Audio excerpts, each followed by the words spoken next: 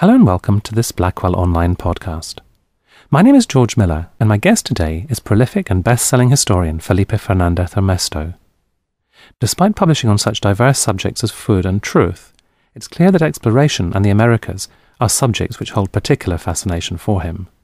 He's published books on Columbus and Vespucci, exploration before Columbus, and a history of the Americas. And all these interests come together in his latest book, 1492, subtitled The Year Our World Began.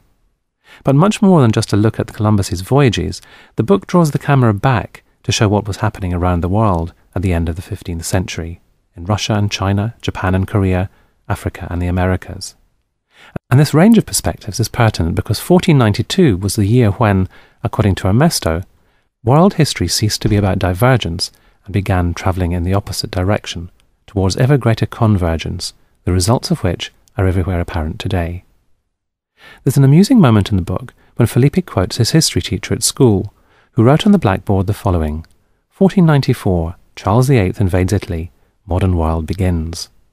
I began by commenting that, while in the face of it, Felipe's assertion that 1492 was the year in which our world began was a comparable claim, in fact, he was asserting something quite different. Well, it's comparable. It's like everything's comparable to everything else and usually benefits from the comparison. I don't at all, mind being told that what I'm doing resembles in some ways the project of my despised school teacher. And actually was a beloved school teacher, but in this respect doing something pretty potty.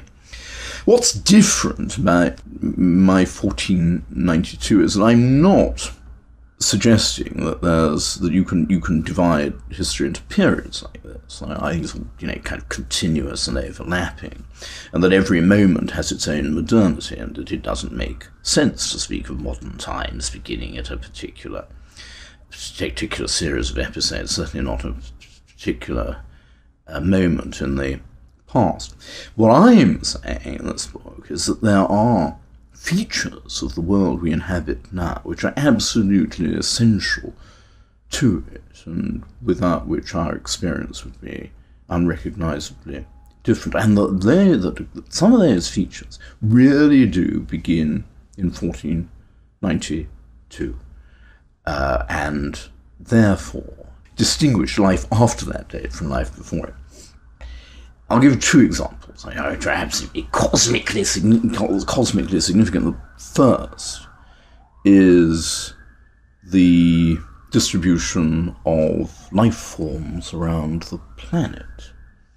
Until 1492, evolution had been on a divergent course, continent by continent, for literally scores of millions of years, probably 200 million years or so, ever since Pangaea split into the continents that we see around the surface of the planet today. Life forms have been growing apart from one another, separated by these intervening oceans. 1492, people begin traversing those oceans. No one had significantly been back and forth across the Atlantic or the Pacific until that moment. There have been very modest and tentative voyages across the North Atlantic, and in the High Middle Ages there possibly might have been, the odd trans-Pacific voyage almost by accident, but nobody established regular communications to and fro across the oceans of the world until Columbus did it for the Atlantic, strictly speaking, in 1493, because he didn't find the route back until 1493, and he didn't even find the best route out until 1493. But, roughly speaking, we can call it 1492, and that's when this worldwide exchange of biota begins, which recasts evolution on a convergent course. There we now have the same life forms, the same plants, the same animals, the same microbes, all over the world in comparable climates. Now that's a really big deal. That distinguishes life after 1492 from life for 200 million years before it. And my second example is the world distribution of, what people now call civilisations, or which are perhaps better said to be religions. In 1492, as every schoolboy knows, the last Muslim-ruled kingdom in Western Europe is expunged when Fernandez-Armesto conquer Granada.